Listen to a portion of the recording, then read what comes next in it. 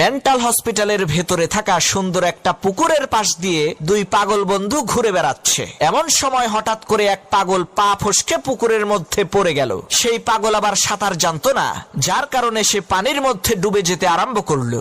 নিজের বন্ধুকে ডুবে যেতে দেখে দ্বিতীয় পাগল সাথে সাথে পানির মধ্যে ঝাঁপ দিয়ে অনেক কষ্ট করে ডুবে যাওয়া পাগল বন্ধুকে উদ্ধার করলো। এই খবর যখন মেন্টাল হসপিটালের কর্তৃপক্ষের কাছে পৌঁছালো, তখন তারা আশ্চর্য হয়ে বলতে লাগলো, আরে এই পাগল তো একেবারে সুস্থ হয়ে গেছে।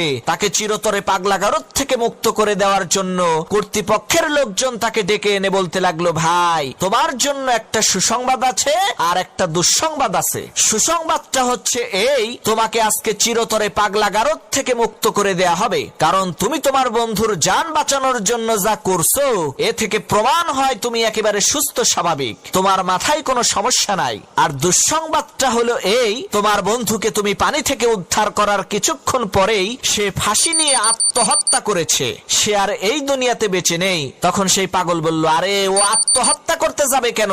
ওকে তো আমি নিজেই রশি দিয়ে বেঁধে রোদ্রে শুকাইতে দিছি, পানিতে পড়ে ভিজে গেছিল না এই কারণে।